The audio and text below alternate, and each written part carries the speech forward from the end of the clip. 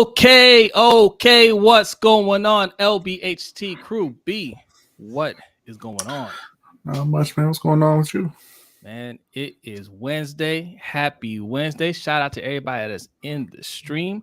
Hope your week is going well, but if not, hopefully it gets better starting right now. We got Omar Tillman in the house. He says, if the Panthers trade for Baker, I'm becoming a Ravens fan. Hey, shout out to the Ravens fan, Omar Tillman. We got our guy Hendo's in the house. Ravens up, online, ungatekeepers, LBHT crew. Let's get it. Look, Omar. Hey, look. We gonna talk about that. Trust me. You see his picture in the thumbnail. That's what they're reacting to. They see Baker in a Panthers uniform. But look. It's not all doom and gloom. Okay, it's not all doom and gloom. We'll get into that. Shout out to Yolanda B. Says good evening, everyone. Good evening, Yolanda.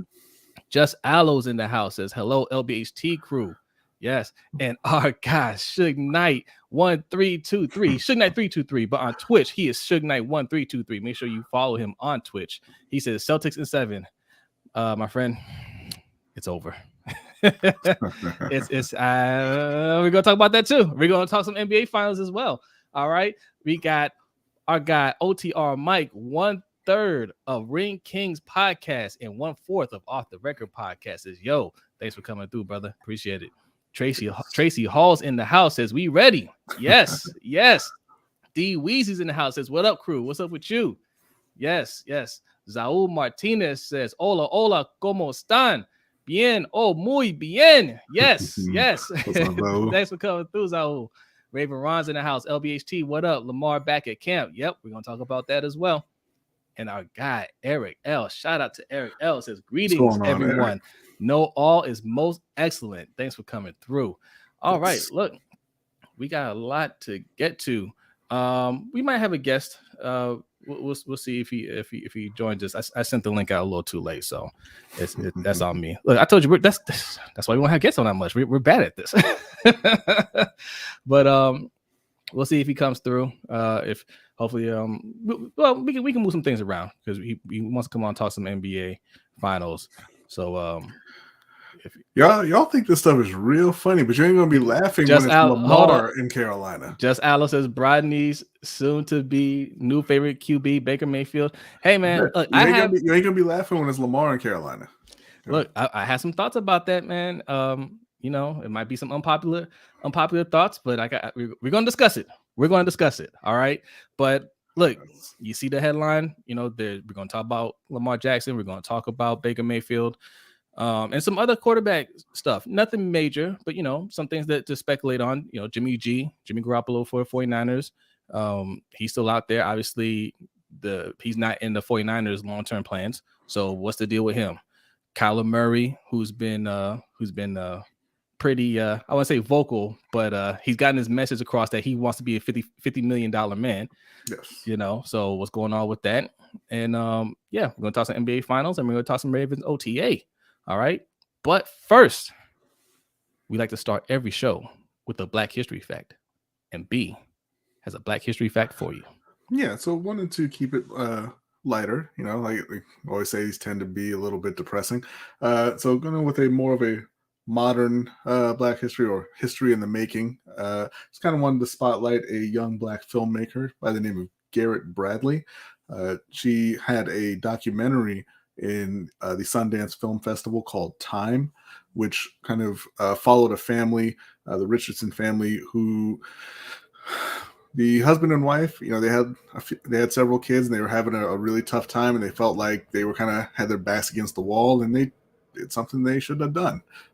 They took part in a bank robbery. They both went to jail.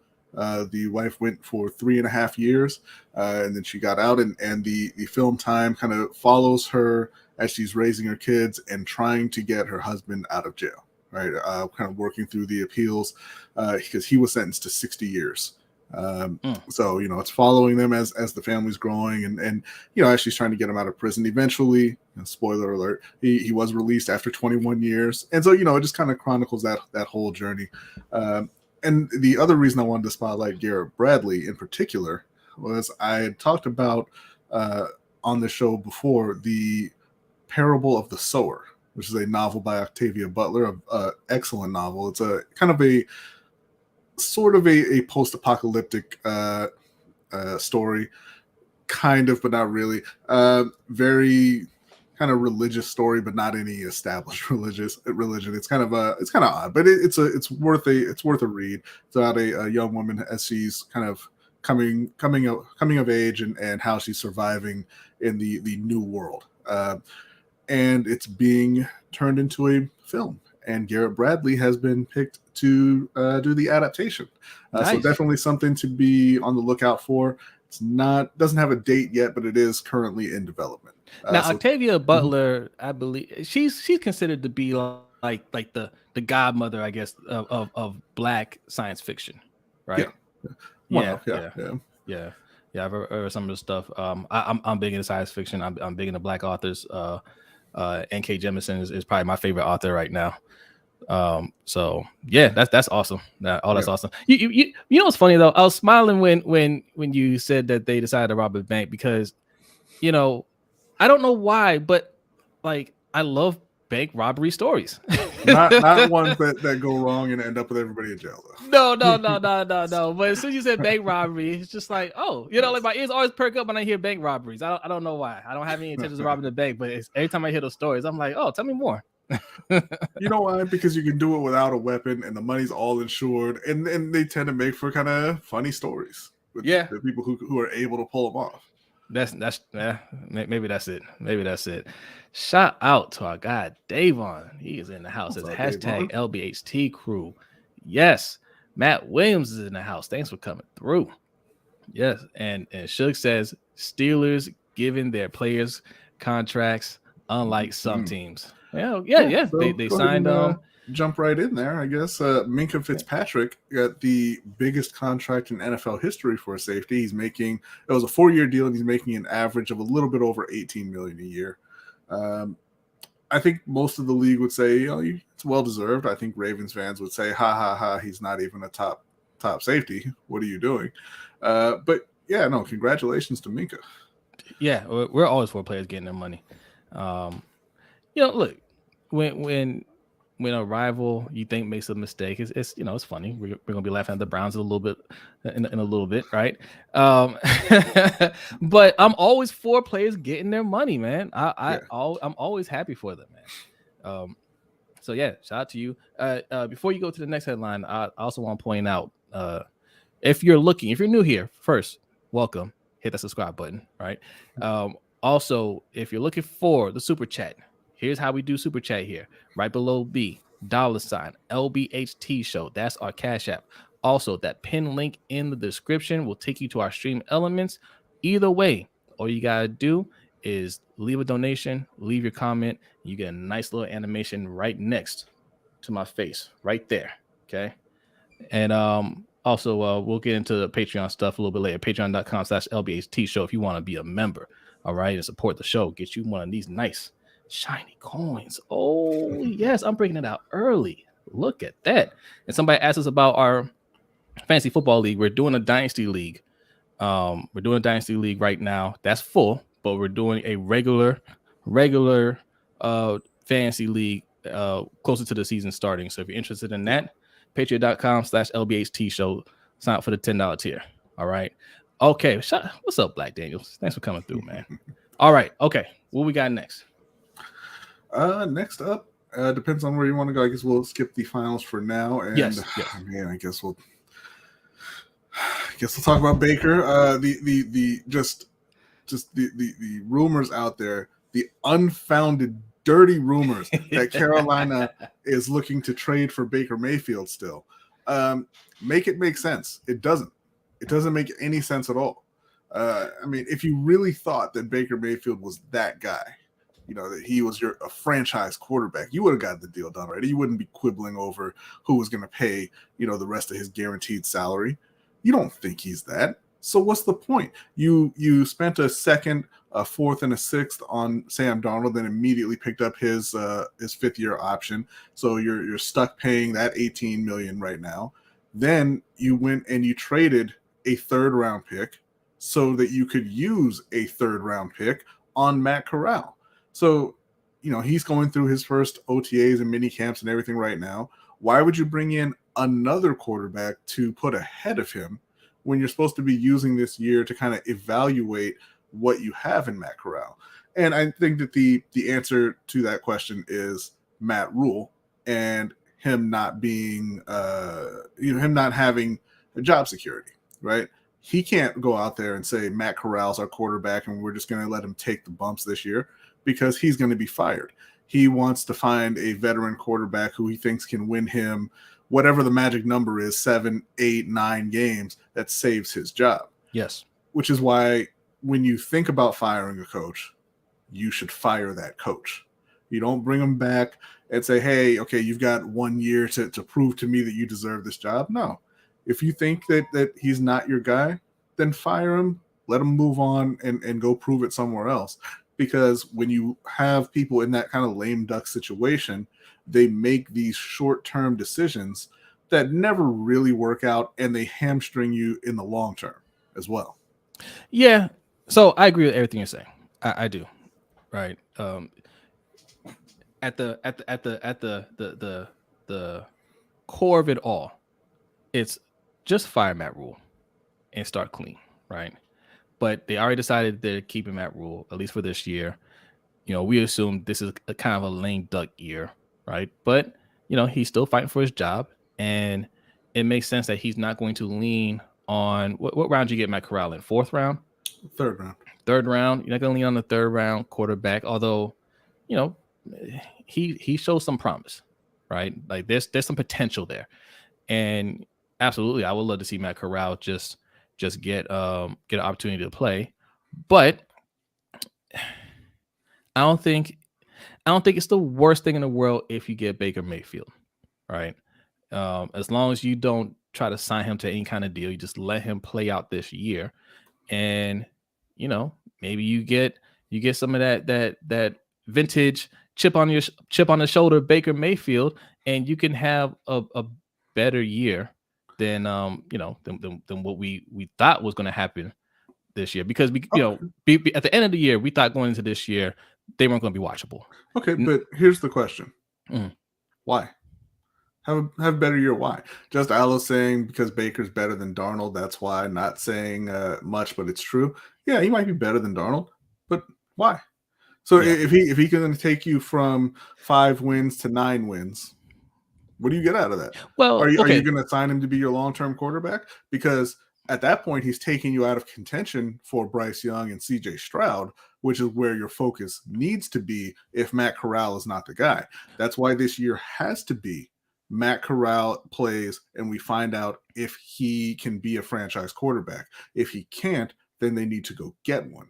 If he can, then obviously, it's great and you shouldn't be wasting assets on Baker Mayfield, period. Well, okay. So I want to ask the audience, and I want to ask our guest. He's here. I want to bring him in on this conversation. But I guess, how do you feel about Baker Mayfield? Do you think he's just a bust, or do you think no, he could be a franchise quarterback? Because we've had this conversation about Baker Mayfield not even a year ago, right? We're talking about this past season, and we kind of thought he's a franchise quarterback. He may not be great, but he's a quarterback that you can keep and you can win with, right? Are we past that now? Like, we done with that, or? Yeah, look, he's been on a stacked team in Cleveland. They put a very good O-line around him. He had Odell, though, he had his issues with getting the ball to Odell, but he had Odell and he had Jarvis. They brought in Austin Hooper and David Njoku and Nick Chubb and Kareem Hunt. Like, he had a lot around him and he couldn't get it done. I think that what you're looking at with Baker Mayfield is a very low-end starter. And it's not somebody that I'm jeopardizing the future of the franchise for. It just doesn't make any sense to me. All right. Well, I want to bring up our guest, but first let me read a couple comments. JP says Baker is Kirk Cousins 2.0. A lot of people think Kirk Cousins is a good quarterback that you can win with. A lot of people think that, right? Yeah, a lot of people are wrong. Living Legend, shout out to Living Legend. He says Baker is a great commercialist. He's a great commercialist. Raymond's Online Ungatekeeper says not a bust and definitely not a franchise QB. Yeah. Well, if you're not a franchise QB at number 1 overall, you kind of are a bust. Yeah. D Weezy says Baker is a bridge QB. That's the thing about Baker, man. Like 26-year-old bridge QB. Yeah. That's all I'm talking about. Why waste the time? You've got one. Just Alice says you're using logic, Brodny. Matt Rule is trying to save his job. That trumps logic. Yeah. Well, I mean that's logical, right? You're employed. You don't want to lose your job. It's logical to try to do what you can to save your job. King 95 says Baker barely made it work with the Browns. He'll sink with the Panthers. Okay, I don't appreciate the shade there, but yeah, no, you're right. And he didn't really make it work with the Browns. They made the playoffs once. Yeah. All right. That team is better than that. Yeah. All right. Let's bring up our guest. Oh God, keeping it real. What's going on, my friend? What's going on, guys? How y'all doing? Hey, do you have any thoughts on Baker Mayfield? This isn't clear cut to me, right? Like, do you think Baker Mayfield's a bust, or do you think there's still something there for Baker? All right, I'll say for Baker is not a bust because he can play. Now, in terms of him being a franchise quarterback, I believe he can be a franchise quarterback. For me personally, I believe there's a difference between. There's different levels. You have a starting quarterback that you just put in there to, play and start games. He can win you 1 or 2 games if you need him. You got a franchise quarterback that can win you 7, 8 games, maybe take you to the playoffs. And then you have generational talent at quarterback. Those are the guys that you bet your money can take you to the Super Bowl. These are the guys that can carry a franchise. Those are the top of the top. You look at a Josh Allen, a Patrick Mahomes. For us, we believe it's a Lamar Jackson. In that case, he definitely falls in that category. Baker doesn't fall in that category. He doesn't carry a franchise. Right. Baker can succeed if he has a great team and a great system. He will thrive. He will look like a great quarterback in the right system. That's a franchise type of guy. He'll play well. His highs can be high with the great talent and a great system, but he's not going to carry you. So I wouldn't say Baker is a bust. He's more of a franchise quarterback, but he's not going to be the guy to take you over the top. So in terms of this Carolina trading for him, why would you do that unless he's going to be your franchise guy? Like, what would be the point of that? He'll maybe win you 8, 9 games. Potentially, you could fight for what? The 7th seed in the NFC, even though I doubt you'd get it at that point. But what's next? Is he your guy?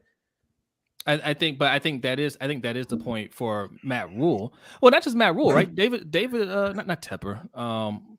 Who's Fitterer, Scott Fitterer. I don't think his job is secure either. I mean, he came in and under the assumption that he's kind of a yes man to Matt Rule. So his job might be tied to it as well. So the both of them might be looking at it like, we need to get wins. We need to get enough wins for David Tepper to say, all right, y'all can stay. All right. You're not going to tie that to Matt Corral, unfortunately. But that's to B's point. That's why you fire a coach when when you're on the fence with them. It's kind of like how I feel about John Harbaugh, but we'll talk about that later. but no, that great breakdown. I agree with that. I agree with that. And it's so weird to say, right? Like you can see with Baker, obviously he can play at times, but it's that lack of consistency. And I also agree with B. I think that makes him a bust. You're the number 1 pick overall. People forget that Baker Mayfield was number 1. Darnold was 3, right? He was 3rd. Yeah. Like they were drafted high, but everybody just remembers Lamar Jackson. Like the expectation is Lamar Jackson to play at a high level. If he has any kind of drop off, everybody's going to talk about that. But Baker Mayfield, number 1 overall pick, he talked that talk. He walked out there, chest all pumped out, feeling dangerous, doing all the progressive commercials, which I love, by the way. I love those commercials. But he's doing all these things. And he's been a bust. You can't be number 1 pick overall and just be all right, or just, barely starter level, maybe. That's a bust. Yeah, for me, it's got to be your play versus the expectations. When you draft a guy at 1, you're expecting, like you're saying, keeping it real, the guy, you're betting on him being the one who takes you over the top, takes you to a Super Bowl. And if you don't meet those expectations, and listen, being a bust most of the time is not on the player, it's on the team, right? Yeah. Like Baker didn't. I mean, I'm sure he I'm sure he did ask to be drafted number 1, but I mean, he didn't make that decision, right? He didn't draft himself number 1. So, it's a bust for the Cleveland Browns is how I tend to look at it. You're at the end of his rookie contract and you're telling him, man, just stay at home. We'll deal with you. We'll get you up out of here, right? You're not saying, hey, we drafted you number 1 overall. We desperately want to make this work, but Baker wants to leave. Like, they want him gone. And that to me signals more than anything that they just, it didn't work. He's not the guy that they thought he was. Which really should tell Carolina don't bother trading for him. I mean, I would much rather they just waited for Jimmy Garoppolo to get cut and go and sign him if you really are intent on bringing in another quarterback. But like I said, they need to get Matt Corral ready and get him in the game as quickly as possible and see what they have in Matt. Yeah. Also, one more thing I want to add to this Baker Mayfield story. Our guy, Robbie Anderson. That's my guy. Robbie Anderson, who was near retirement just a week ago. They asked him about, what he said about Baker Mayfield because he was adamantly against Baker Mayfield being a part of the Panthers. He didn't shy away from it. They asked him about it after practice. They're saying, hey, with this talks about Baker Mayfield possibly joining the team, do you want to walk back anything you said? He said, no, I said what I said. Like, that is, I mean, that's something. Now, he said that it was in support of Sam Darnold. That's his guy, even though he had his worst season ever with him. But yeah, there's no reason for him to walk anything back. Baker made his own bed. Listen, he's giving Sam Darnold the business too. I've seen that live on TV. Yeah. Okay, Robbie does not hold back when you're not playing well, and he's looking at Baker from distance and saying, "No, thank you." But who wouldn't, right? You didn't make it work with Odell, and as soon as Odell goes to another team, he looks like Odell of old again. Yeah, right. That's going to make any wide receiver look at Baker kind of funny. So, I mean, Baker.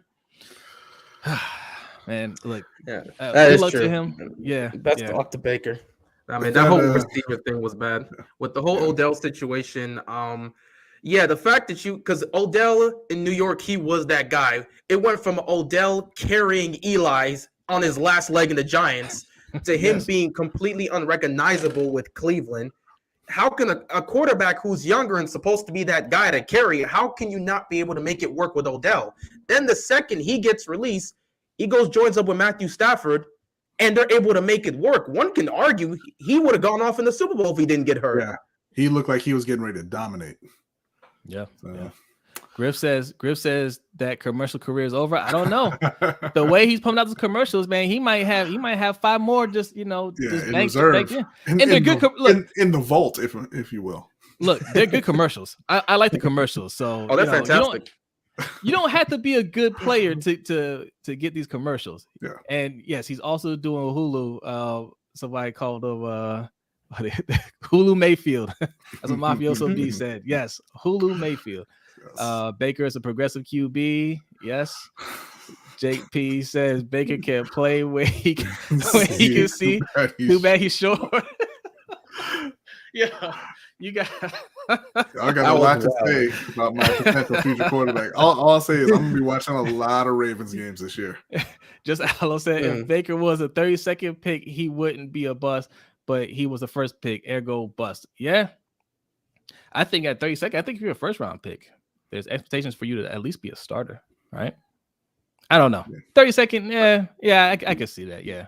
If he was 32nd, I don't think it'd be a situation where the expectations is for him to be that guy to change everything in Cleveland. Because I mean, being the first round pick, you're the number 1 overall pick.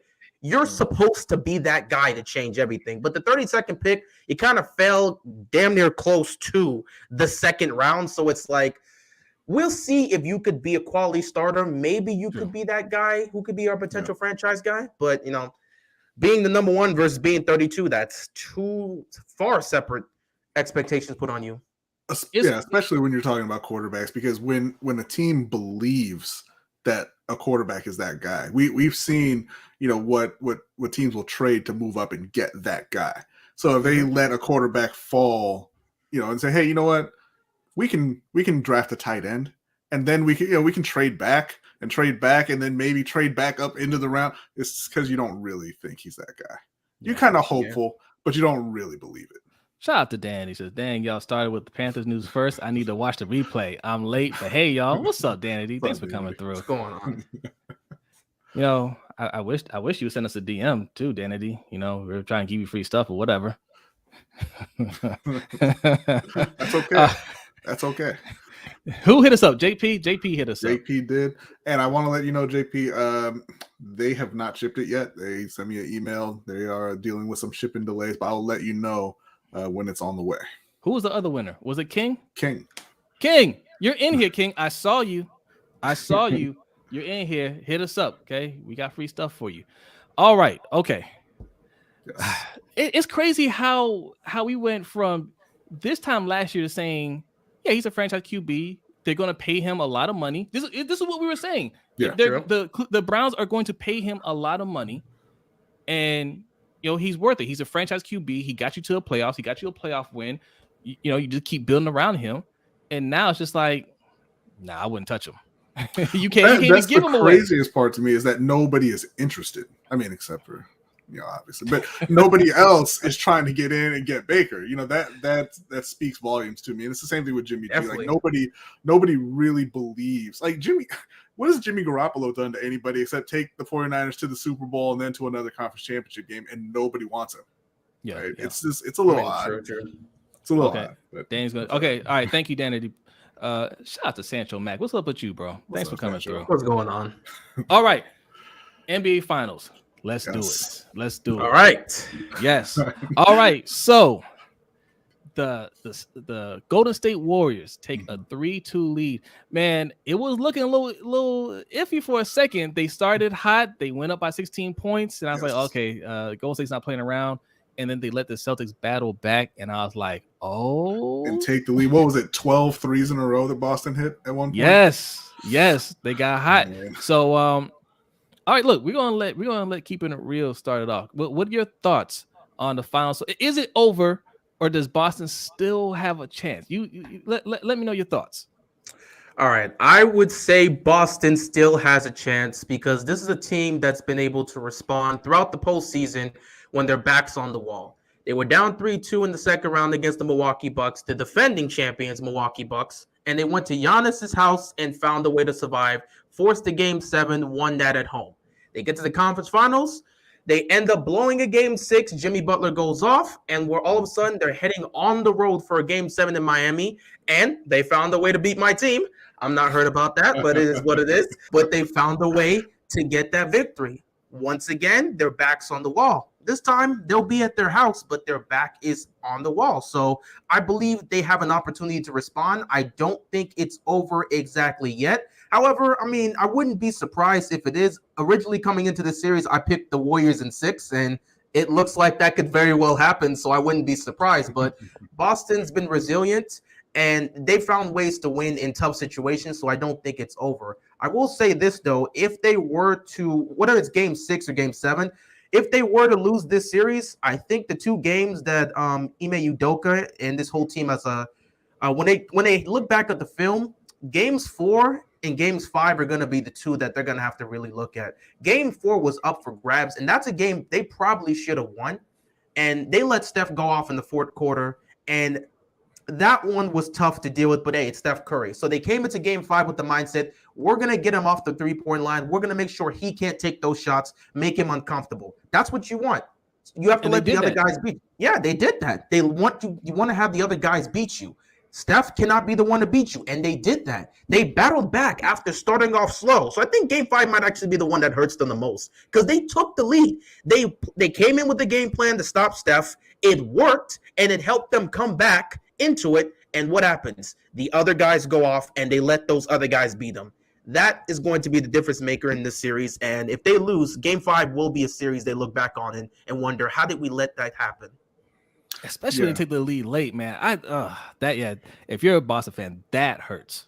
I don't care who you are. Andrew Wiggins beat me in the NBA Finals is not something that's going to be easy to live with.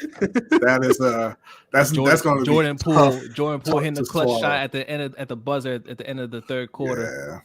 That's a tough pill to swallow. Not gonna lie, I mean, I may have been speaking out of rage or at least out of disappointment because Jimmy didn't make that shot. But I did say that the Celtics were gonna have to deal with Andrew Wiggins, and if you let Andrew Wiggins beat you, it's gonna be a long summer. So Andrew Wiggins, Game 6. I need Game 6, Clay.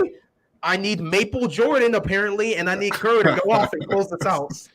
But this is what Golden State does. This is what they do. They stack up on talent. They get those guys. They may have been overrated in terms of they're not superstars, but man, you don't want Andrew Wiggins being the third or fourth option. He's going to kill you all the time. You got Otto Porter coming off the bench. Like, he's not a bench player, dude. He's a starter. You know what I'm saying? Like they have they stack with better talent than your third, fourth, and fifth options. That's where they really get you. So it doesn't matter if Steph has a bad game, right? And I'm gonna let B make the point, because I was saying last night, like, man, the Celtics, there are times where it looks like they should be just running away with this game like they did game one, and then it's just like something's off. Like what is wrong with it? Like, why can't they close this out? But B, I'll let you speak to that, because you have some thoughts on that. I like how you said you're gonna let me make the point when what you really mean is you'll let me get the hate.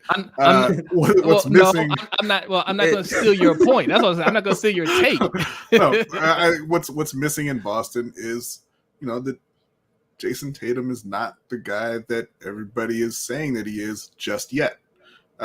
He's a incredibly talented player, a two-way player, and at times he goes out there and he's the best guy on the court. But he still has too many times when he goes out. Wow, he's gonna put it up there while I'm talking. Come on, man. I couldn't help it. But he still has too many times when he goes out there, and you're just like, "Where's Jason Tatum?" He's not affecting the game enough. When Steph's going off for 43, you don't see kind of the back and forth. Not saying that he played poorly, but it's not a situation where, okay, well, Steph is going off. I need to level up. I need to take my game to the next level and keep us in this, and get that win for us. And I think that, he's only 24. Like, he'll get there, but it's a little early for him and Jalen. Their star players are young guys who haven't really, I mean, they've been to the playoffs, but they haven't been there with everyone relying on them and looking at them, and they haven't obviously been on this particular stage before. So I think it's just a little much right now. It's a good experience for them, but they don't have the closers really. Yeah, there is where they're kind of going wrong. Let me read a couple of these comments here. Z the Beast, shout out to you. He says Andrew Wiggins is better than Matthew Barnes now. Did you mean Harrison Barnes? I think he meant Harrison Barnes. Imagine Andrew Wiggins now in 2016. Yeah, he kind of plays that role, right? But but people thought Harrison Barnes was going to be that dude that, man, we'll give him a couple more years and look at what he turns into. And they're like, nah, we'll just get KD. Smart move. Just Alice says, I'm rooting for Nia Long's fiance, but Warriors in 7. I thought they were married already. I think they are, yeah. Yeah, I think they're married. Raven Ron says, hope Golden State wins. Damn all Boston sports unless I bet on them. Yeah. Just like a degenerate. My goodness. Yeah. Shout out to KTSE Sports Talk with Justin P. Thanks for coming through. Big Reg is in the house. Thanks for coming through, Big Reg. ZDB says, does LeBron come back 3-1? You talking about in 2016 with Harrison Barnes? Yeah. Harrison Barnes wasn't gonna be the X factor in that. I'm sorry. Yeah, or Wiggins. Like, it just that wasn't no. Yeah. Let's see. Griff says Tatum cooks sometimes, then sometimes he go 3 for 17. Yes. There's something about that. There is something really bad about that. I'll say this for Boston. I've watching them up closely, I've noticed 2 things. Number one, they take a lot of tough shots and they can make it. I give them credit for that. But because they're constantly taking a lot of shots, they have several moments in the game. It sometimes happens at the worst time, but they have several moments in the game where they just go cold from out of nowhere. The offense goes completely cold. They're looking to go to Tatum, and Tatum at that point, he's not that guy to just get it going like that. He has moments, but it's been inconsistent. He's not there where he can consistently do that. They try to look for Tatum, and there's times where he's either missing shots or he just doesn't take a shot. I'll look at Jaylen Brown. There's times where he's either missing shots, turning the ball over, or just not taking anything. I'm looking at Marcus Smart, and he completely goes away from what he was being effective with. He's all of a sudden taking threes for no reason and just missing them.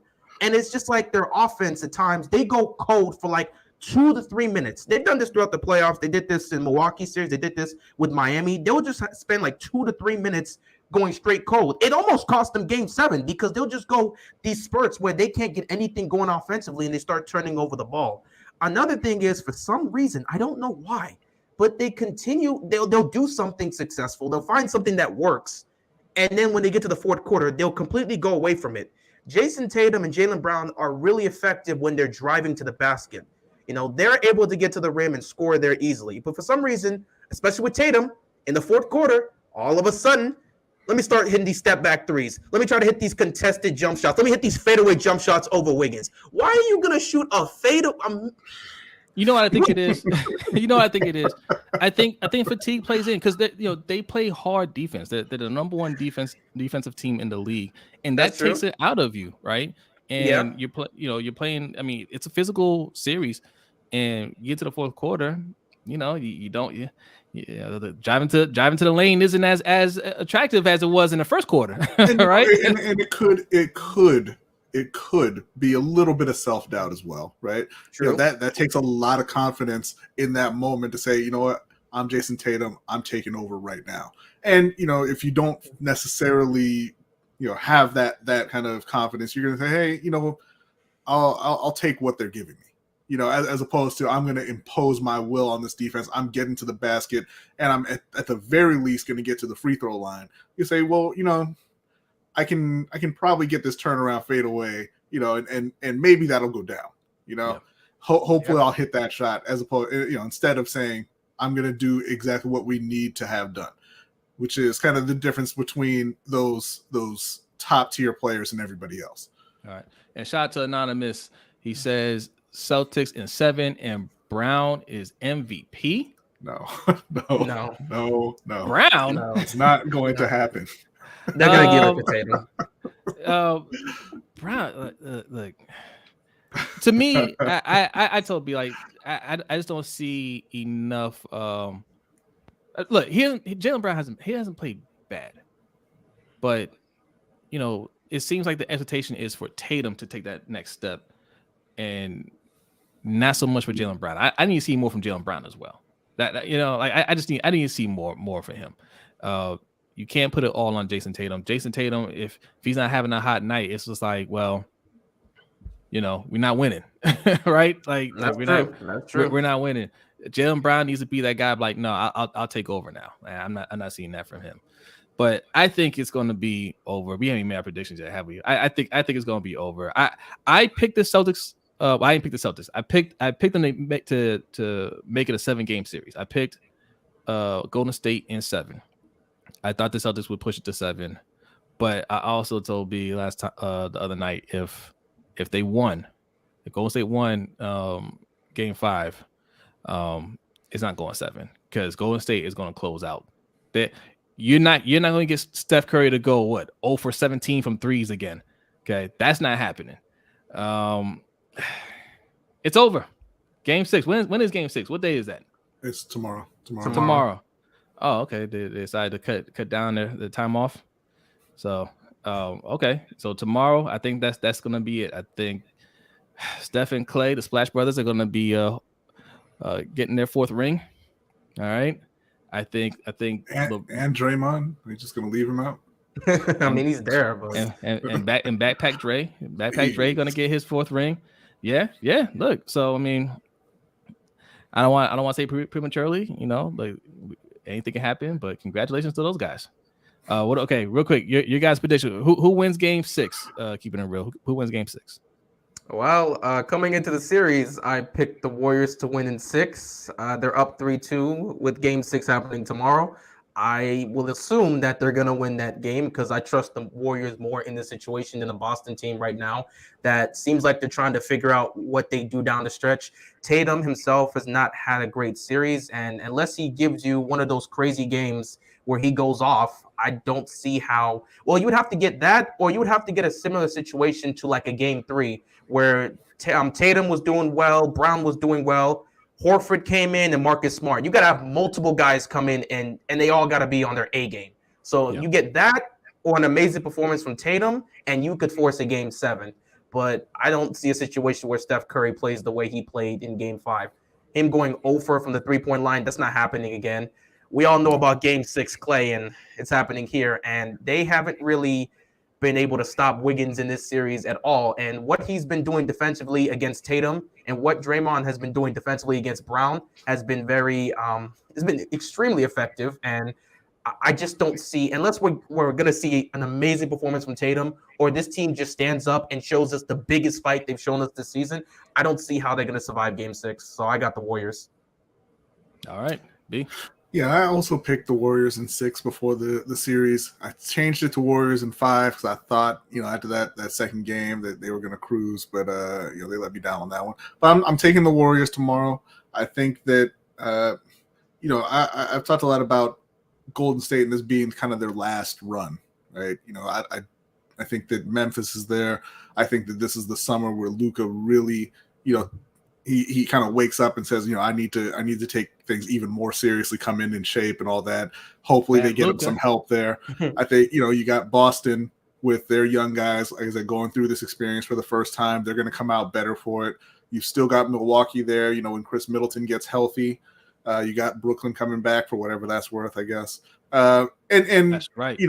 Donovan Mitchell, he's going to be on the move maybe. So to strengthen another team, probably not, right. But that's all right. But I think that you're going to have the young guys around the league, even Minnesota. I like Minnesota a lot with Anthony Edwards. The young guys are going to be coming for Golden State. I don't think they're going to be able to survive another playoff run. I don't think they would have made it this year if John Morant had been healthy. But they got through. They're going to get that last ring.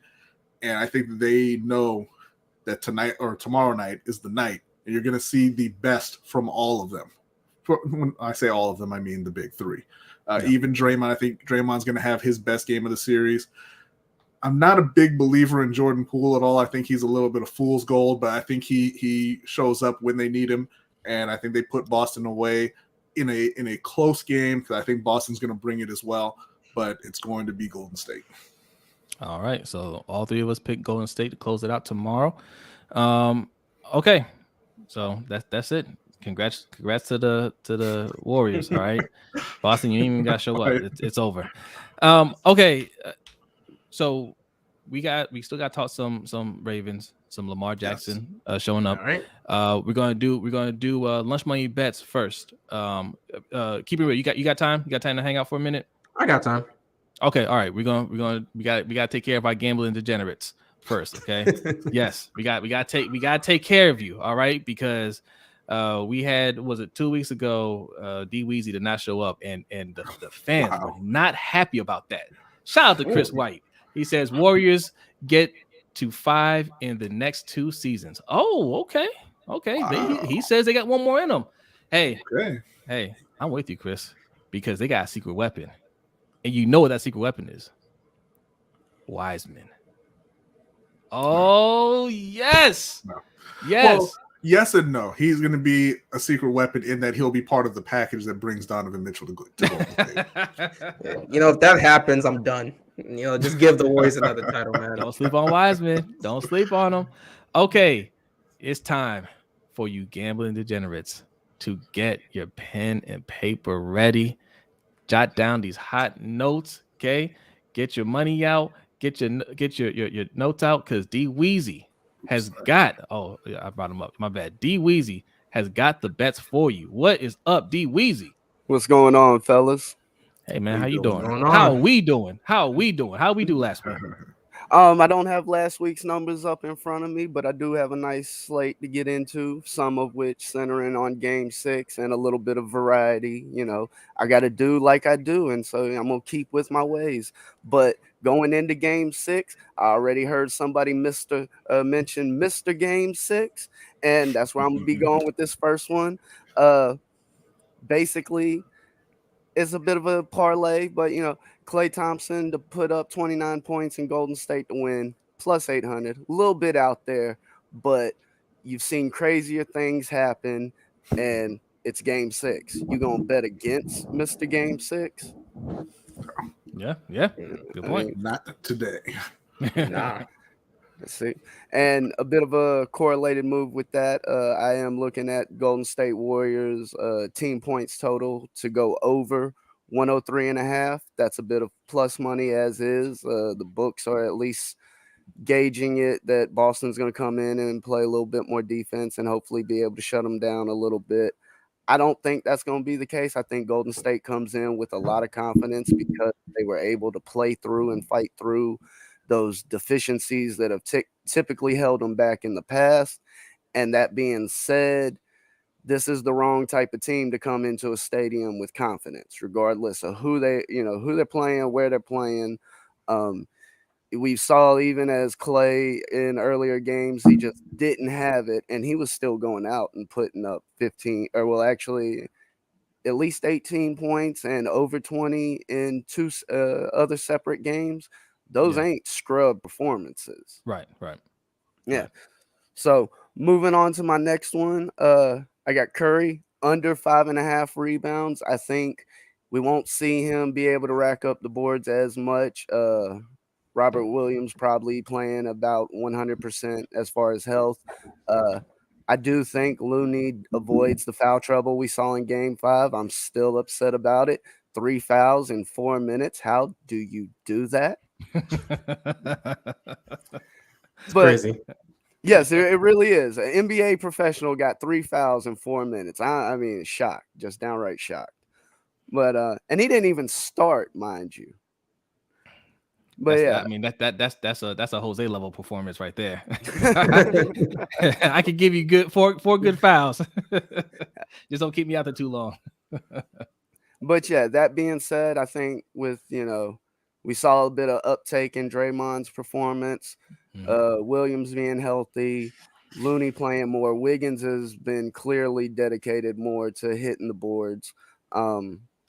So yeah, I definitely think there's going to be less loose ball rebounds and things like that, and that under 5.5 rebounds on Curry. Now to switch over to the NHL, we got Stanley Cup. I believe it's either tonight or tomorrow night. They're tipping off. Went to the alternate total. The current game total is at 6.5, I believe. I'm actually taking the under 5.5. I think we see a bit more a defensive matchup, a little bit less scoring. We got good goaltending going on at the moment, and so trying to chase a little bit of that plus money. They put it at 6.5. I'll take the under 5.5. So we go in 5 or less goals there. And then again, switch things up. A little soccer. I know my man Zaul in the chat probably get a kick out of this. A little right 3. Here. There he is, La Liga. See? Now, I got a 3-leg money line parlay. Basically, I need Argentina, England, and France all to win outright. It's that simple. Minus 118. We're talking about some of the best national teams in the world. We don't have top-notch competition going up against them. All I need is one goal, basically, in some of these instances. You got France and England still I forget his name off the top of my head, but England has a very strong striker. France their talent pool has not dropped off over the years. Argentina is another strong team, and kind of in the same lines with what I did with the boxing parlay and round robin that I put together, where if you try to play these teams by themselves on the money line, you're looking at a minus 300, minus 400, possibly minus 600 price. And there's no point in risking that level of money, regardless of what your scale is. I don't care if it's a $10 bet or a $100 bet. Betting 60 to win 10 just doesn't sound like smart business. All right. And we got Degenerate Ron making his return. He says Degenerate Ron is out the cave. My baseball bets. Yankees. What's ML? Money line. Money line. Okay, Yankees money line in under 7. Red Sox -1.5. Padres money line. Blue Jays over Orioles 1.5. -1.5. Sorry. Atlanta -1.5. D Weezy, your thoughts? Well, first off, he's got two of the hottest teams in baseball right now with the Yankees. Well, actually 3. You want to be real about it. But yeah, Yankees got top record in baseball currently at the moment. Red Sox, they're also getting pretty hot. The AL East should be an interesting race to follow for those that do like baseball. We got potentially 3 teams all bidding for a playoff spot come postseason. That Red Sox -1.5, that's probably a strong play. Their offense has been hot. The Padres, they haven't dipped off. They're actually a team that I have a Futures World Series play to win, and I actually have the numbers in front of me. I got the number at +14 before the season started. They're currently +1,200. Not much movement, but not much drop off. 5th in the markets that I've seen as far as odds, shortest and longest odds. So they're definitely there in the race as far as the top of the league. The Orioles, they're a bad team. I know we got a lot of Baltimore people here, but even OTR Mike will tell you they're a bad team. They're used to it. Yeah. And with dealing with bad teams, my philosophy is typically you don't have to come up with a way for a good team to win, but bad teams invent ways to lose. Yes. And when he says bad is in they're bad. They're an awful team. not they're bad like good. They're bad as remember when I said we had 3 teams in the AL East fighting for playoff contention and we're only halfway through the season? Yes. Well, one of those other teams is the Orioles and the other is the Blue Jays. Yeah. All right. Okay. We'll leave it right there. D Weezy, you need to plug your channel. You got a new channel. Yeah. Yes. See, Let the people know where they can find more of you. Yeah, you can catch me at Backyard Action Media, where I'll be putting up videos on betting action and plays upcoming. I'll also be touching on some tutorial stuff, maybe help connect that gap, whether it be terminology or not understanding what you're looking at. Sometimes that can be a little confusing just in itself, even though it's not complicated. But yes, you can catch me at Backyard Action Media. You can also hit me up on Twitter at dweatherly90. All right. You can also. Were you gonna say something, B? Oh, no, I was gonna say make sure you drop the link in the chat too, there. Yes. Drop the link in there. And you can also find D Weezy in our Discord. All right, we're gonna tell you how to get there. He's got a Lunch Money Best channel in our Discord. If you guys as little as $3 in your pocket, right? You better if you're making these bets. If you want to be a degenerate gambler, you better have more than $3. I'm worth a candy bar. I'm worth a king size candy bar. Okay, King size. There you go. All right, D Weezy, man, appreciate you, man. You can also find them in our overtime show, which is going to happen here after the main show. So we'll see you in a little bit, my friend. All right, everybody, take care out there. All right. Yes, our boy D Weezy. And okay, we'll plug this real quick. Right there. Oh, let me put this other one on here. Sorry. Right below me, right next to Keeping It Real. That's where you can find us. Patreon.com/LBHT Show. Okay, we have a few tiers here, right? But the lowest one is where there, yes, there. Right there. Yes, right there. Yes, right there. So we're doing this right there. Yes. We have a Discord channel. He's going to tell you more about it. We got 3 tiers. Tell them about the tiers real quick. Yeah, so the $3 tier that'll get you into our NFL Pick'em League, where we give away a custom LBHT trophy to the winner every year. The $10 tier will get you into our fantasy football league right now. Yeah, that was last year's championship belt that we gave away for the fantasy league. We converted that to a dynasty league. It's full right now. If there's enough interest, we'll start up a second one, but we are going to be doing a regular redraft league closer to the start of the season, and we'll have a trophy of some kind for that as well. The $10 tier will also get you the LBHT crew coin that Jose was showing off earlier in the show. Yes. and it'll get you the ability to, request specific content, articles, videos on whatever sports related topic you would like. We do have a new $20 tier, which is a combined tier for this show and our boxing podcast that we do with OTR Mike, Ring Kings podcast. That'll get you everything, from the $3 and $10 tiers, as well as our custom poker deck, which features our top 25 boxers of all time. Looks a little bit like that. It came out really well, so we were pretty happy with that. But if you're into boxing, just check it out. It's a lot of fun over there. Pretty laid back. But again, all the channels will also, or all the tiers will get you into our Discord channel and the Overtime Show as well. All right. And also we got one more plug. Do you like what we're wearing? Do you like the shirt? Do you like this? You like that? You like what B's wearing? I know it's hot out there. B might make you sweat with the beanie. It's Ring Kings though. That's Ring Kings. That's LBHT beanie. We got shirts. We got all kinds of stuff on our store right here. LBHTShow.com/shop. All right. Even what you see those pictures right there, you can find those on our store as well.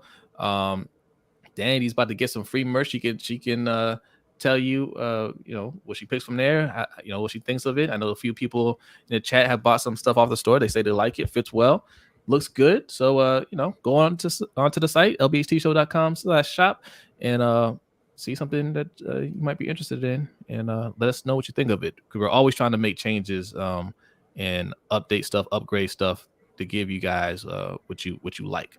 All right. Okay. Let's get into it. Get right to it with somebody named Lamar showed up at the Ravens practice today or yesterday, and apparently it was a pretty big deal. Yeah, I mean, he showed up to what he's supposed to show up to, and that's huge news. He didn't show up to something that he didn't need to show up to, and now it's also huge news too. And you had to wonder what kind of leader is he, and what does this mean for the team?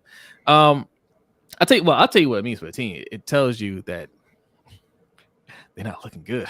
if you have to worry about one man showing up to voluntary practice, right? If you're worried about that, because I heard Kadri, man. Shout out to Kadri Ishmael, man.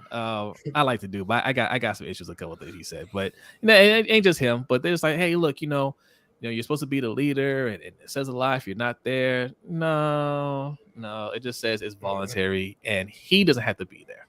Okay, I know you got a lot of young players there that are trying to get build a rapport with him and get the reps in.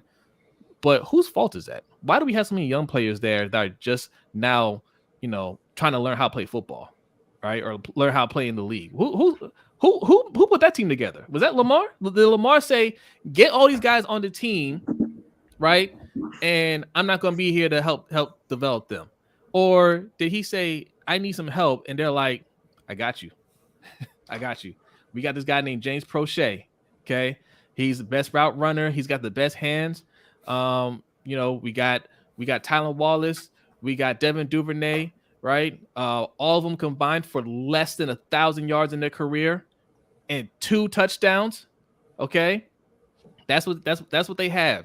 Okay, so less than 600 yards, I believe. Well, look. To be fair, less than a Darius Slayton. To be fair, if you average Rashad Bateman, if you average Rashad Bateman, then they have 1,100 yards too. Yeah, right. Yeah. But okay, fine. You want to go with a younger squad? It's not Lamar's job to develop them. That's a coaching staff's job. You don't need to be there, and it's voluntary. What are you doing at voluntary? Nothing. OTAs ain't really mandatory either. Let's be real about that. If Lamar said, I'm not showing up to mandatory OTAs either, they would say no problem, and I wouldn't have a problem with it, and it wouldn't be a problem. It's not an issue. Michael Pierce is doing right now. Yes, I forgot about Michael Pierce. Yeah, that's true. I forgot about Michael Pierce, but okay. We'll let our guest speak. Keeping it real. Oh, we got a donation. Okay, shout out to OTR Mike. Our brother says, "Hello, kids. The best nation is a donation." Hashtag FTK. I'm not gonna tell you what. If you don't know what is. FTK is, it's F them kids. I'm about to say, if you don't know what it is, then consider yourself lucky. You don't have any. Yeah, but keep it real. What's your thoughts on the whole Lamar coming to OTAs or minicamp story? Well, I mean, it's the biggest story going on in the NFL right now. I mean, it is. Lamar, it really is. Yeah, it really is. You know, Sadly. even though I'm being sarcastic with this, it really is. You know, because Lamar Jackson, a quarterback, showing up to minicamp, which is mandatory, but him choosing not to show up to OTAs, which is voluntary. That is apparently something big. That is something we really got to look at. Oh my God. I remember when the reports started coming out of him not being at OTAs, the amount of narratives that the media was trying to push about him potentially holding out. And that's why he's not there. He's holding out. He's not happy with what the Ravens have done, all this other stuff. When in reality, Lamar was probably just working with his personal trainers and just chose not to go because, again, it is voluntary.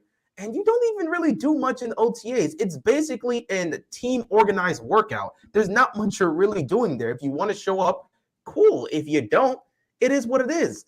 It's not something that should be majorly like if it's not a requirement, it's not really that serious. And the fact that it was being pressed like that, it just showed that the media really wanted to push something, you know. As long as it's Lamar Jackson and as long as it's dealing with his contract situation, which will continue to be pending until he does get a contract, they will find every which way to turn some small thing into something huge because they really thought this man was not going to show up. And it's been a wild ride watching how the media is turning this whole situation. But in terms of Lamar actually showing up, I mean, that's great. Him showing up. I've said it in my video. When you got your franchise guys showing up, you can just tell the energy in the energy in the room just changes. You know, everything gets elevated.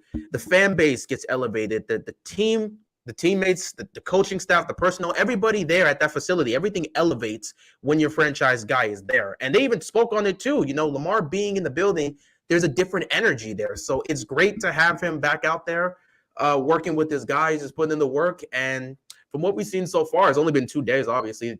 They'll still have to do it tomorrow. And good news, we'll get to hear from Lamar Jackson tomorrow. So I'm interested to see what he's got to say. I know the media will be watching, but I would just say it's just nice to have him back there. In terms of the OTA situation, it really wasn't a huge deal.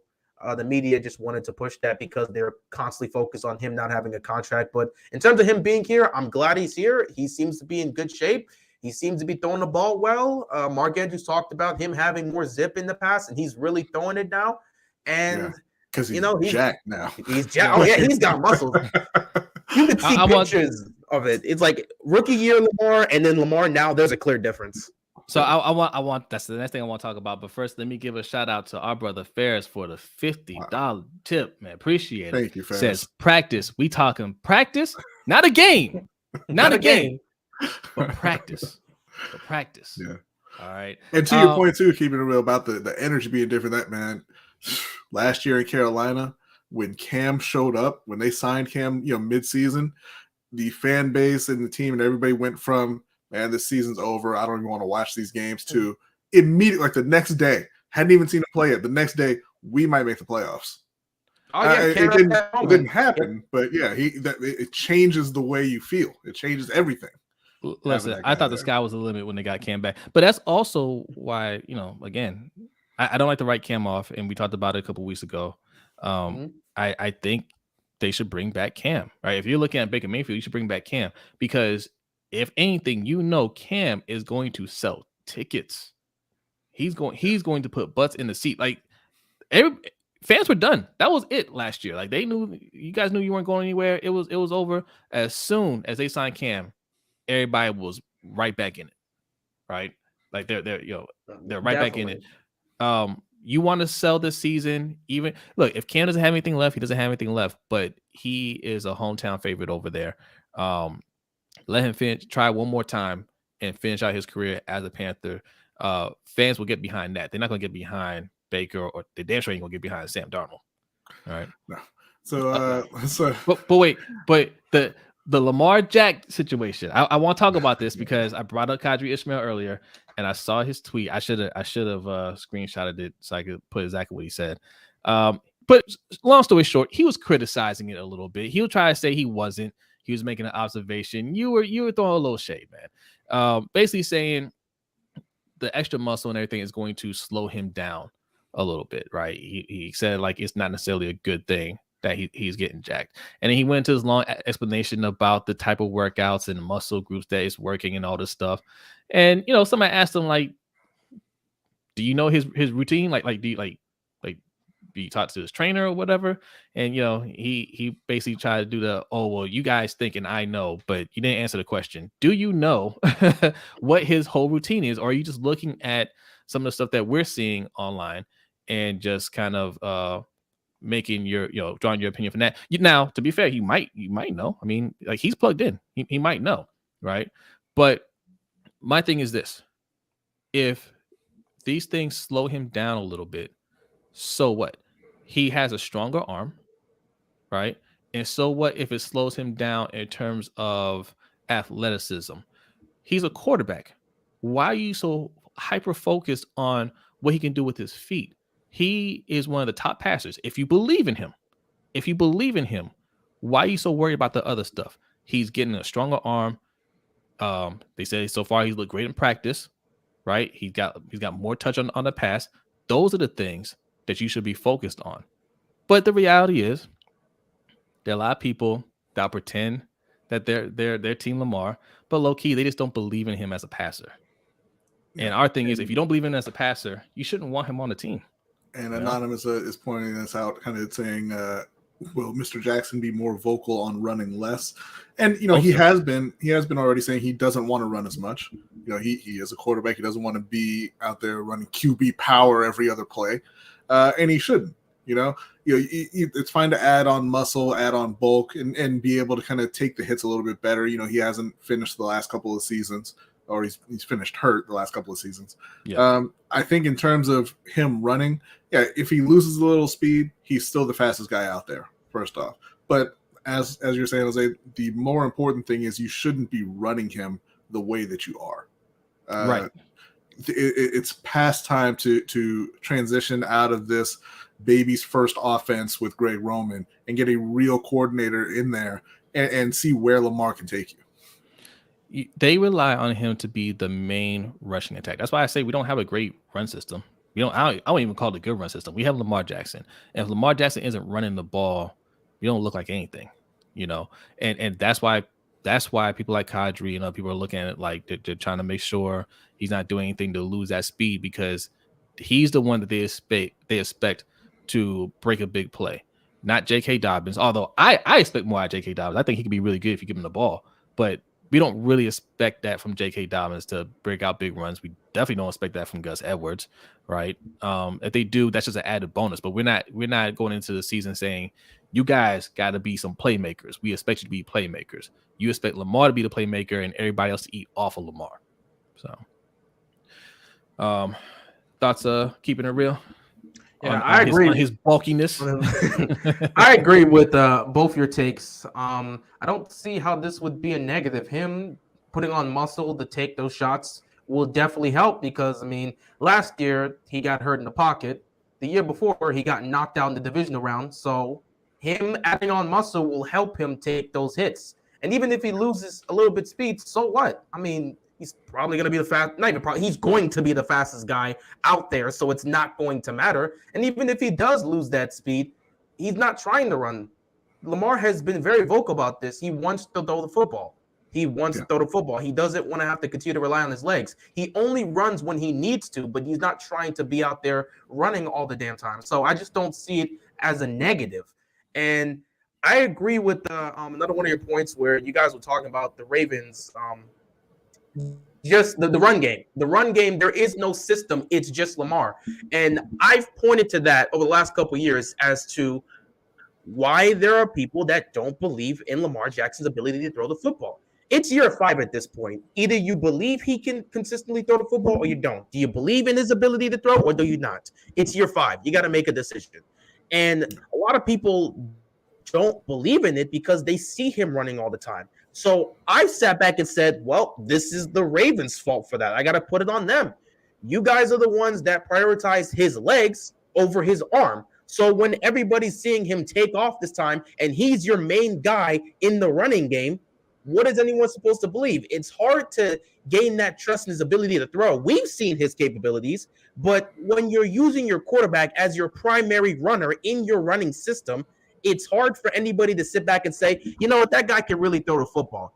He has a talent. He showcased it. We've seen the performances. But when your quarterback is your main function of your running game, it's hard for people to believe that he can throw the way Ravens fans have spoken of it. So I look at the Ravens and say, what are you going to do? If you believe in his ability to throw, it's time to evolve this offense that you keep talking about. We're going to evolve it. You said it the last 2 years. At some point, when is it going to click? The Ravens need to prioritize his arm and move away from his legs. You have J.K. Dobbins. You have Gus Edwards. We don't expect them to be explosive in the run game, but we expect them to be effective when they're on the field. And they should be the ones taking over the run game, not Lamar. So in terms of him bulking up, I'm fine with it. It just shows he's trying to get himself protected more to take those hits. And him getting a stronger arm is only going to help him in the deep passing game. So I like that too. As for them using him in the run game, I hope they are looking to move past that, because you can't keep using the system that he's been running in year 2, year 3. It's not going to help at this stage. I agree. Yeah, and I would say thank you to Anonymous shout out to for Anonymous. the donation. He said, does Harbaugh trust Mr. Jackson as an elite passer? And I honestly don't think so. And I've said many times that the fact that they bring back Greg Roman tells you that as an organization, they don't believe in Lamar Jackson as a passer. They believe he's a great player. He's a great football player, that he's a great leader. They probably even believe that they can win a Super Bowl with him, but they don't believe that he's on the same level as guys like Mahomes and Rodgers and those types of players, because they're using this Greg Roman thing as a crutch, right? They don't, if they take away Greg Roman and they bring in somebody who's going to be more pass oriented, they really don't believe that Lamar will be able to execute it. Yeah. I agree. Yeah. I mean, they depleted the O-line from 2019, and they're just now trying to repair that. The wide receiver group was never really anything special, and you got rid of your best wide receiver, right? People, look, I love Rashad Bateman, right? I have high expectations for Rashad Bateman, but he hasn't proven anything yet. And I'm not going to go out there and say, oh, he's already better than Hollywood. Man, look, we'll see, right? I mean, I think Hollywood's going to have a really good year playing with Kyler Murray. We didn't mention Kyler Murray either, but Kyler Murray showed up to his OTAs as well. But yeah, no, I'm with you. I don't think they've really shown that they believe in him as a passer, which is why I'm glad that he won't talk to them about an extension. Make them sweat. Make them think about all the things that they could have possibly done wrong to where he doesn't feel comfortable extending. Now, in the end, I think it just comes down to, I'm just going to wait to get the most money I could possibly get. But they're definitely, like, you have to be nervous, right? John Harbaugh's job is tied to this. Okay, EDC's job is tied to this. If Lamar walks, they're all finished. They're all finished. Mark my words. If Lamar walks, they might as well just pack up and just be like, hey, where are you moving to? I'm moving too, right? Like they're not going to survive that. So they have to be looking at everything and saying, how can we make him feel more comfortable? In fact, they said that, right? They asked him, like, what do you need us to do? And he said, fix the O-line. Obviously, fix the O-line, protect me. But damn, man, get him some weapons, right? And I see. Like, I mean, I go down to the whole Prochet thing. Go man says Prochet a beast. Okay, Prochet a beast with this 200 yards career. Sancho Mack, exactly, man. Lamar losing speed from 4.25 to 4.3. This is nothing. Yes, exactly. Also, I don't even think it's a matter of Lamar's just trying to bulk up. I think, was he 26, something like that? 27? 27. Yeah, 27. 27. What's happening is he's growing into his man body, right? Like that happens to every player that gets into the league.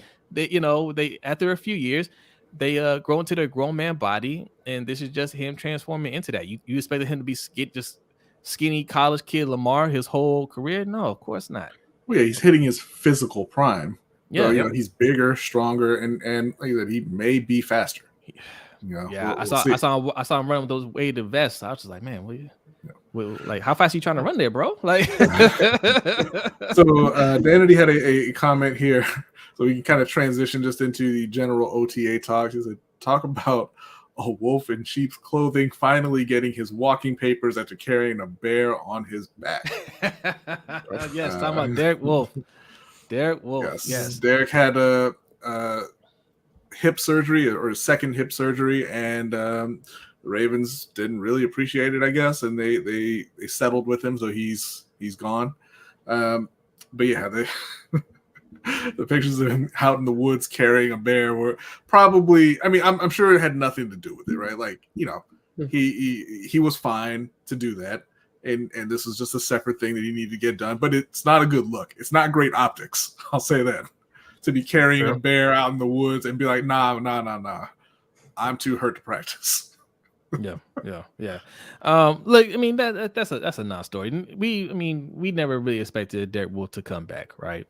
From the press conferences that they had in the offseason, when they talked about him, they just, you know, Harbaugh said in one of his press conferences, I hope he comes back. He said something to that effect, meaning they don't expect him to be back. Like they just knew he was going to be with the team.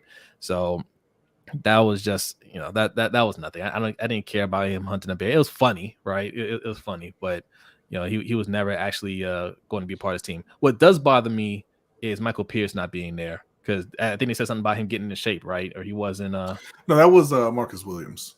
Is there getting in shape? Oh Lord! Yeah. Pierce $70 million and he's not in shape. Michael Pierce is absent for personal reasons. They're not elaborating on what it is, but they know why he's not there. Okay. Yeah. And they sounded a little annoyed about it, but it is what it is. It's whatever. Look, you got personal business to take care of. You got to take care of it. You don't have to explain to us. Why is it Marcus Williams in shape? Because it's company time right now. Because what? Okay. Because it's company time. You don't work out on personal time. They didn't pay him $70 million to get in shape last month. Bro, they're paying him $70 million to get in shape now. Listen. Marcus Williams better not screw this up. All right. I like Marcus Williams. What does it matter if he screws it up? They'll blame it on Lamar anyway. He knows that. I mean, that is true. But keep it real. What have you anything that has caught your eye out of OTA so far, or minicamp, I guess? Well, I mean, you mentioned it, Marcus Williams. I hope he gets himself in shape, because come training camp, they do a lot of tests over there in Baltimore. If you're not in shape, they will know. They will definitely know. They will put you to the test, and those tests are been known to be brutal. So get yourself together, bro. But other than that, I've seen a lot of people talk about Pepe. He's been making some plays, and they've liked what they've seen from him, and I think he's been great so far. Other than that, not much really to speak on. Mark Andrews is still Mark Andrews. You got guys going out there making plays. Haynes, Haynes as well. Haynes he's been making plays, and he's been making an impact early on here in minicamp. So that is a good thing to see. Dalen Hayes. Yeah, Hayes, he's been making plays here in this, year 2 for him. He's making plays, and that's what you want to see. You like seeing the development. And other than that, everything's pretty much what I expect. Everyone going out there and doing what they got to do, taking care of business. Now, what I want to know is, we see J.K. Dobbins out there at least stretching, doing individual stuff. I don't think Gus is out there yet. Imam Marshall was there today, And I gotta say this, man. This man has not been cut yet. They found him. He must be something special, right? I guess so. You know what I'm saying? Look. This might be the next. This might be the next Deshaun Elliott, because Deshaun Elliott was hurt for a long time, and they're like, we're keeping him. And when he got out there, he didn't disappoint. He played well. I feel like this might be a second coming of Deshaun Elliott. Hell no, we're not paying you. They're like, pay you. No, pay you. No way. Yes, Imam Marshall was present, but who we didn't see is Ronnie Stanley. right? And I don't expect him to be out there, but training camp starts in just a few weeks.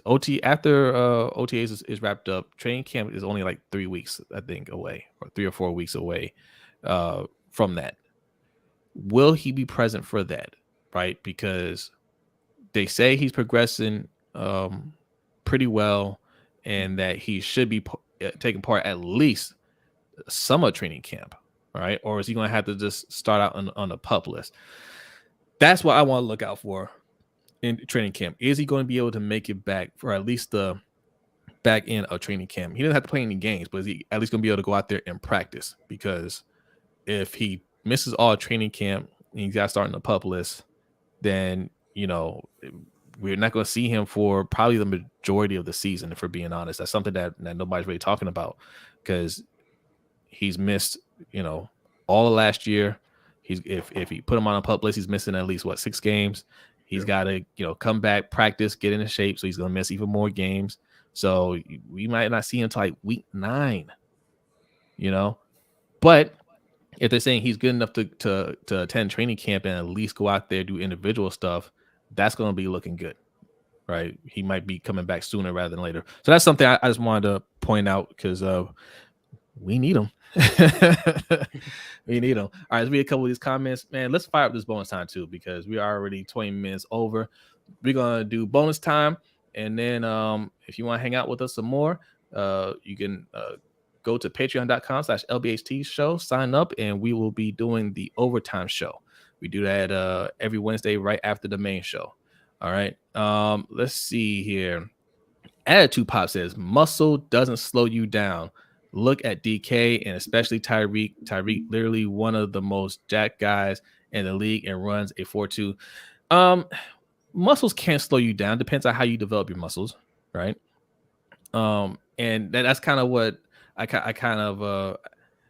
didn't really like what Kadri said. I'm not even gonna say I disagree with him, but I want to know, do you know exactly what he's doing? Because he may seem like he's doing the wrong workouts. He's doing the workouts that are going to slow him down.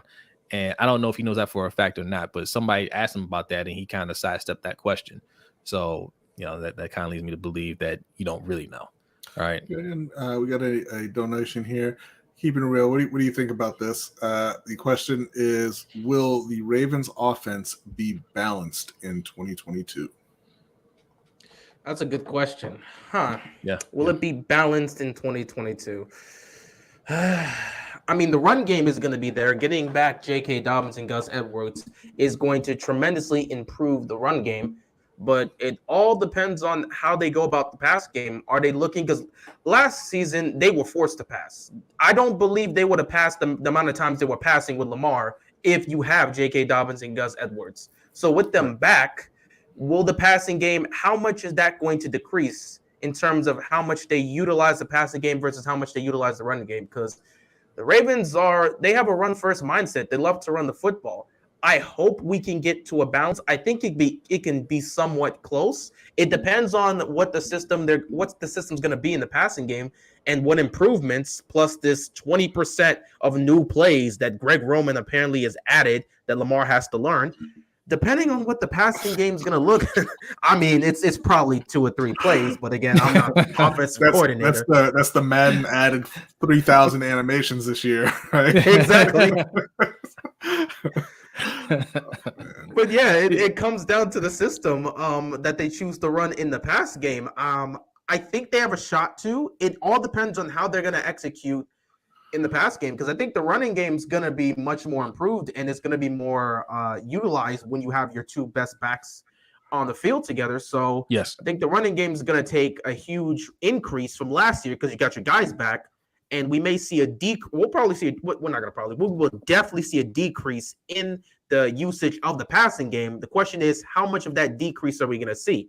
They have a chance. I will say this, they have a chance, because you know, you still have Lamar, and Lamar is definitely pressing to throw the ball more. I'm sure he's in their ears telling them, I want to throw the ball more. So you have a chance, but I mean, I guess it's going to come down to how this receiving core looks. If they're able to execute early on, you might be able to. But if it's just a situation where you only have Andrews and Bateman that are being effective, I don't see how you're going to really pass in situations like that.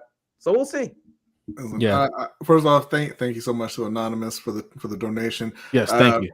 Listen, they have like right now in terms of guys who are a lock to make the roster, or guys that you would think of as a lock to make the roster. They have as many tight ends as wide receivers. You are going to run the ball every single play unless somebody gets down on that sideline and puts a gun to Greg Roman's head. So every play they're running that ball.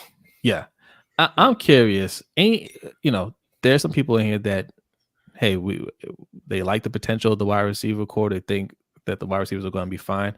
If you are that, and if you like the wide receivers that we picked up after the draft, I'm curious. I'm not sure if there's anybody in here, but type it in the chat. Like, do you feel good about some of the guys that we signed after the draft? Some of the undrafted rookie free agents. Do you think some of these guys can make the team? And if so, put that in the chat. I want to know. Any of these guys stick out to you as guys that can make the not just practice squad. I'm talking about 52-man roster. They can come in there and they can give us some quality snaps. Let me know. Type that in the chat. I'm gonna read some comments here. Let's see. Yes, just Al says training camp is 6 weeks away. Yeah, that's what I'm saying. Like that's still a lot of time for Ryan Stanley, who's I'm sure he's rehabbing right now. I hope he's part of training camp. That would be a very good sign. A very good sign. He also says Lamar's legs look the same. His arms are bigger. Yeah, he has a bigger arm. And I think that was the point. I think he wants to have a bigger arm. And they said he's throwing the ball more zip. So I think mission accomplished. Chris White says one probably makes it. Okay. Danity says no. Okay. Raven Ron says kind of early, but I'm picking Devin Williams. I know a lot of people are picking Devin Williams. Okay. JP says, why haven't they gone after Terry McLaurin, DK, or Odell is hilarious. I agree with you there. Goldman says, I got one. Which NFC team has a chance to beat the Ravens with Lamar? But which one though? Let us know which wide receiver. Mr. J says Slade Bolden as a slot wide receiver, Wes Welker, Julian type. Okay. King says Bateman, Prochet, Duvernay, Wallace, all NFL quality. They're just coached by a terrorist. But do you think any of the undrafted rookie free agents get in the rotation? That's what I want to know. A few of you guys think so. Okay. Well, all right. We already, I want to beat the dead horse on Prochet, Duvernay, Wallace, and them. But we said it. We said it earlier. All three of them, all those guys. 4 of those guys, Bateman, Prochet, Duvernay, Wallace, are combined to have 1,100 total yards and 3 touchdowns for their career. Yeah. Okay. So I mean, you might think or hope that they could be that guy, but none of them, not even Bateman, has proven it yet. So that's where our concern comes in. So like when JP mentions Terry McLaurin, Scary Terry has proven it. Oh man, has he proven it? And he's proven it. With, I mean, who's throwing him the ball? He's had like 4 quarterbacks throwing him the ball already. None of them good, right? Yeah. And to answer the question of who in the NFC could beat Baltimore with Lamar, the Rams, maybe San Francisco, Green Bay, Dallas could. That's just kind of off the top. Like the NFC is not great. They're pretty top heavy. Tampa Bay, but yeah, there are several teams in the NFC. Let's not pretend that Baltimore is like a unstoppable juggernaut here now that Lamar's back. Yeah. Keep it real. Do you think any of these undrafted rookie free agents, wide receivers, can get into the rotation? Other than Devin, no. Okay. I mean, I'm being very honest here. I think they're talented, but I just don't think they're. It seems like the way they're not going after any free agent guys, it seems like they're dedicated to Prochet and Duvernay and Wallace to try and make them those guys. So if it's those 3, you're probably getting 1 or 2 more spots. And other than Devin, I'm not sure anyone else has really stuck out. Okay. All right. NDT Sports says Polk and Devin Williams. Now, I'm bringing all this up because, okay, I tricked y'all. All right. I tricked y'all. Okay. All you guys that are like, yes, Prochet, Duvernay, Tyler Wallace, yeah, they're beasts. You're also saying, hey, one of these rookie free agents is gonna get into the rotation. Listen, here's what we do know. the Ravens are going to bring in another veteran wide receiver. Which one? It's probably going to be T.Y. Hilton, right? But it's going to be somebody it's probably going to be somebody that count. I don't know who, but they always do. They're going to bring in somebody. His name ain't Shamar Moore. How about Shamar Bridges? Yeah. Bridges. Okay, but look, they're going to bring in a veteran. We know this.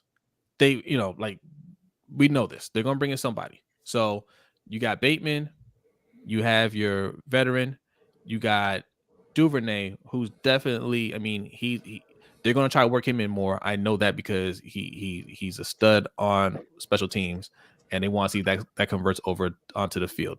So those three, for sure. Tylan Walls is definitely going to get on the field. He plays special teams as well, right? Now, Prochet, we picking on Prochet again, right? So we've named Bateman, Duvernay, Tylan Wallace, right? And whatever vet we bring in. That's four. If you're saying an undrafted rookie free agent gets in there and can get into the rotation, that's 5. Where does that leave James Prochet, who doesn't play special teams? I'll tell you where it leaves him.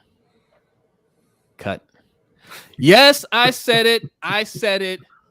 James Prochet might be cut when it's all said and done. Okay. This is a special teams team. Okay. This is a special teams team. And they don't like guys that don't play special teams. And guess who doesn't play special teams? James Prochet. Okay. Yes. Cut, Raven Ron. Cut. And the thing is, everybody's all hyped up about, oh man, we're going to go back to the 2019 multiple tight end sets, blah, blah, blah. If you're running 2 and 3 tight end sets, that means you're playing 1 or 2 wide receivers. Yep. Right. And again, if you're talking about Bateman and a vet, or even just Bateman and Duvernay or Bateman and Wallace or whatever, when's Prochet going to get in? That's and like the thing. Saying, he doesn't play special teams. If they really do go after 1 or 2 vet receivers, I think there's a decent chance that he doesn't make the squad this year. And if we're being honest, right, this is not hate against James Prochet. It always comes off like we're hating on James Prochet. We always get into this James Prochet talk because you guys go so hard for just a guy. And if we mention a wide receiver from another team that's on that level, you would say the same thing about that guy because he's not on your team. But James Prochet's on your team, so you're going hard for him. So I respect that. You're riding for the guys that are on your team. I respect that. And trust me, I'm going to be doing – look, I hope I'm wrong about James Prochet. I hope he goes out there, gets 1,400 yards and 20 touchdowns and proves me completely wrong. Because I'll also be the first person saying you need to pay that man $30 million a year, like Tyreek Hill's getting. You guys won't want to hear that either, though. That's the funny thing. That wouldn't happen. you guys won't want to hear that part when I say, hey, all right, it's time to pay this man at least $25 million. Big Red says, how dare you curse the name of Prochet?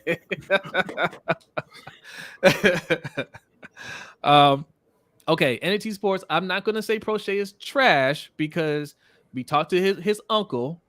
We talked to his uncle online. He doesn't like He didn't like that. He said you can't call somebody trash, even though he's called players trash in the past. But he said you can't call somebody trash until they actually play. He needs to play more before you can call him trash. I said, okay, fine.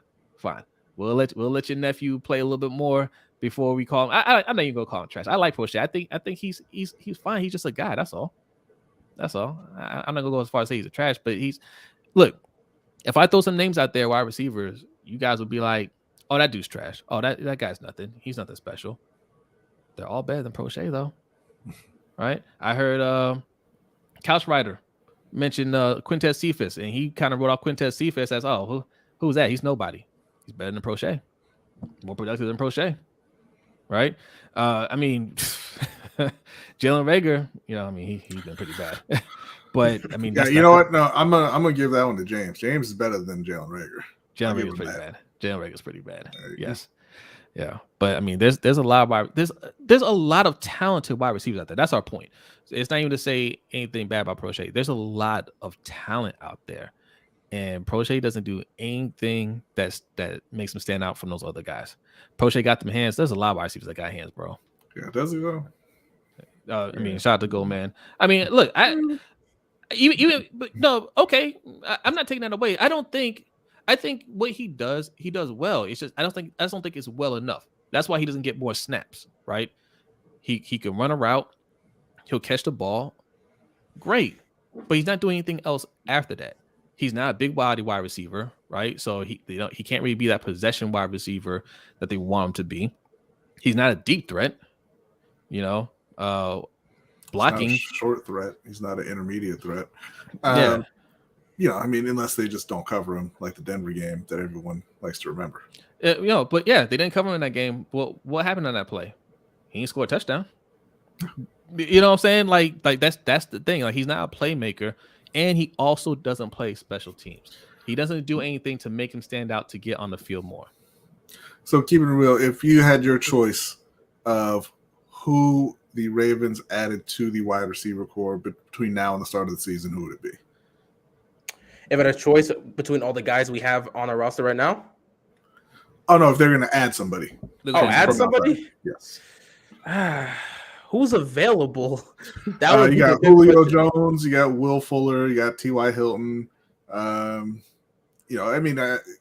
DK Metcalf is available via trade, allegedly. Debo Samuel. Ron Rivera said we ain't trading Terry McLaurin. That sounded a little insecure to me. We'll see how that happens.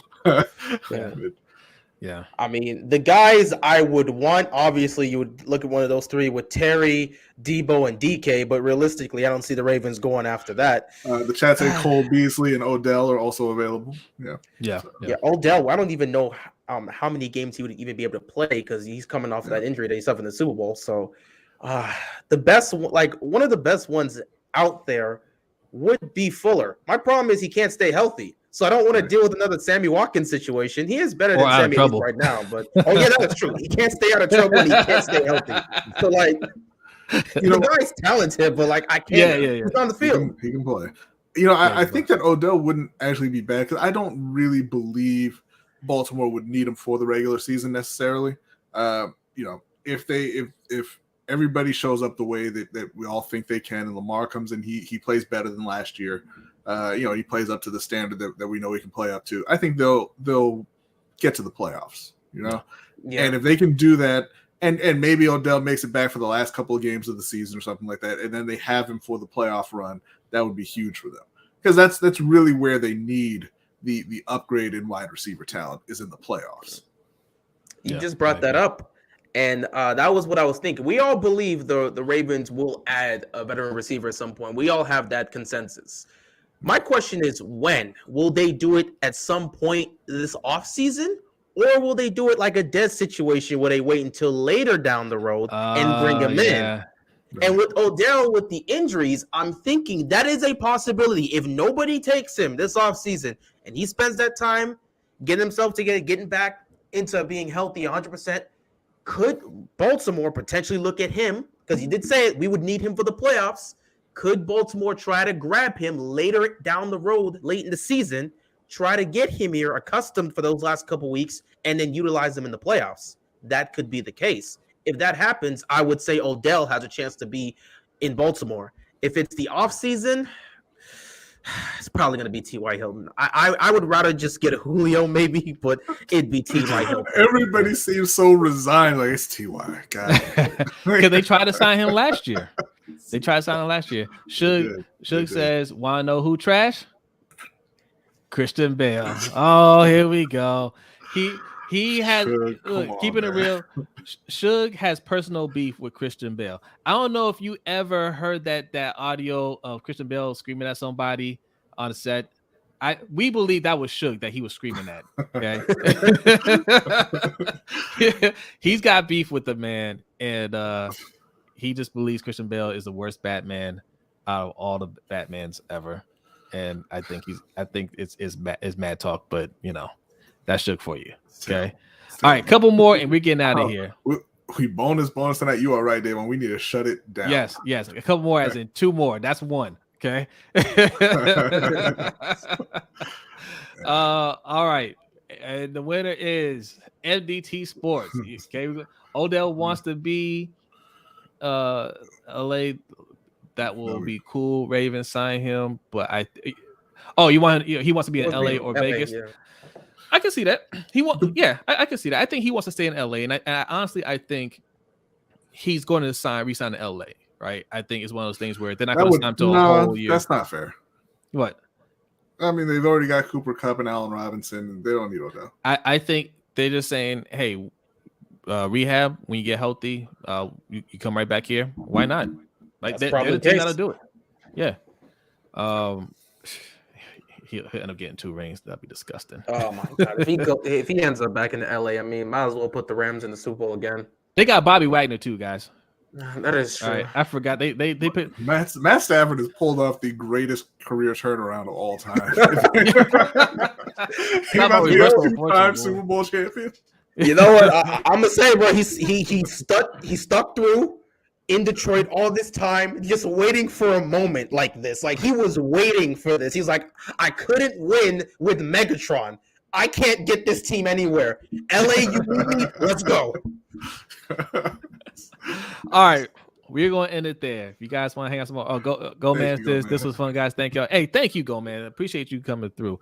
Make sure you hit that subscribe button if you are new here, and hit that like button. All right, we do this every Wednesday night at 7:15 p.m. Eastern time.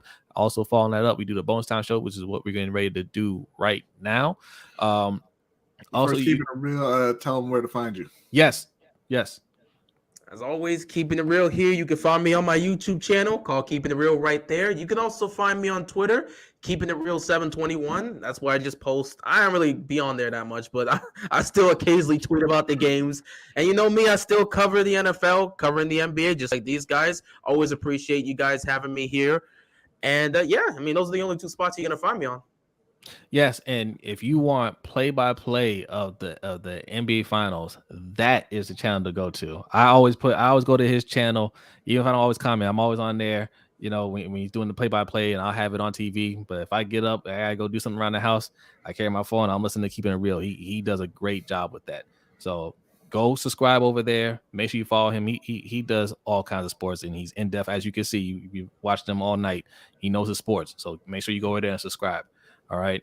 Thank you so much, Keeping It Real, man. Always a pleasure, man. We might do a draft stream, so we'll coordinate with you when the NBA draft comes up. So, oh yeah, no problem. Yeah. All right, everybody. Thank you so much for coming through. Appreciate it, patrons. Give us a couple minutes. We're going to get overtime started. Everybody else, B, are you ready? Yes, sir. B is ready. Everybody, y'all have a good night. Enjoy the rest of your week. And we'll see you next time. Peace out.